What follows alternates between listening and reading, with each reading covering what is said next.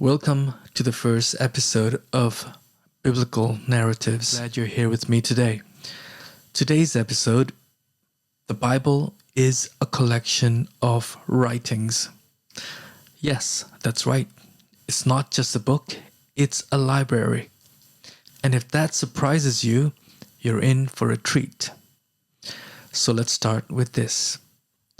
The Bible is made up of 66 books. That's 39 books in the Old Testament and 27 in the New. Written by about 40 authors who were shepherds, kings, fishermen, prophets, a doctor, a tax collector, even a tent maker. And it spans around 1,500 years. That's not just impressive.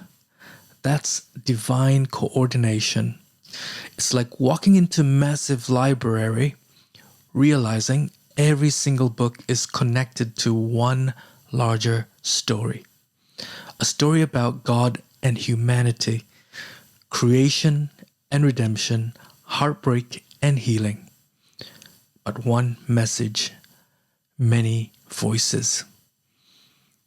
Now, I know some people think of the Bible like a giant instruction manual chapter. Let's talk about variety for a second.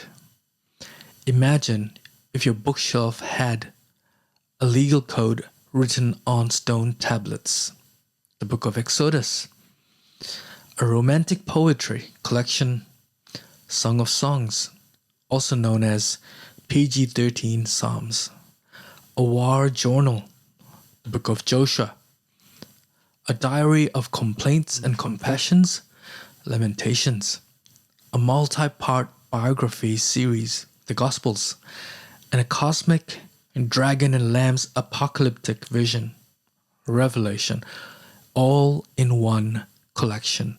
And here's what's mind-blowing. Despite the diversity of voices, cultures, and centuries between the writings, the Bible tells one unified story. A love story between the Creator God and His creation. So now, if you ever tried to read the Bible straight through from Genesis to Revelation, you may have hit the Leviticus wall. You know what I mean. You're cruising through Genesis, enjoying Joseph's drama. Exodus gets spicy with pharaohs and plagues, and then bam! Leviticus comes along. Law about moldy walls and goat offerings. Suddenly, you're Googling, do I need to read Leviticus to go to heaven? Short answer is, it's part of the package. So yes, read it, but maybe with a commentary.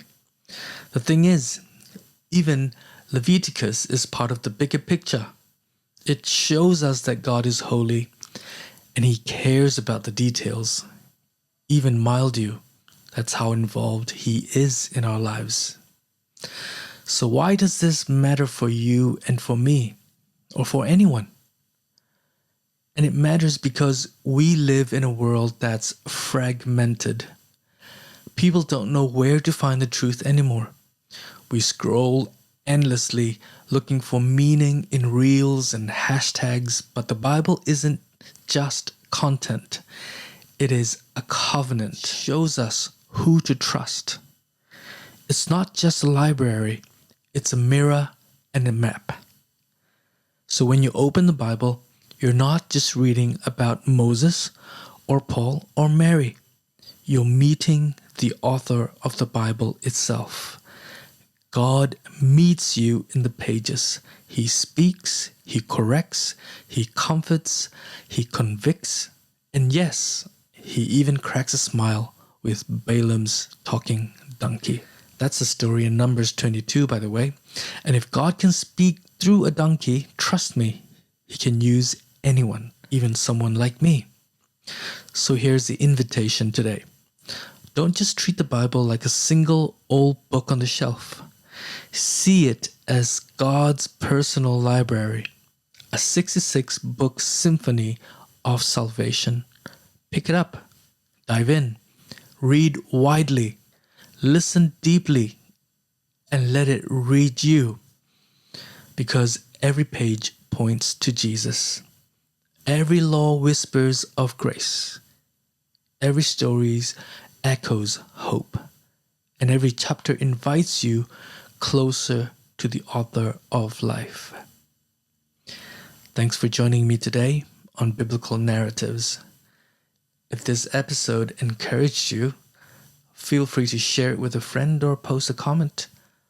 I'd love to hear what books of the Bible have spoken to you the most. Until next time, keep reading, keep wondering, and keep walking with God, who writes your story better than anyone else could. Grace and peace, my friends. See you in the next episode.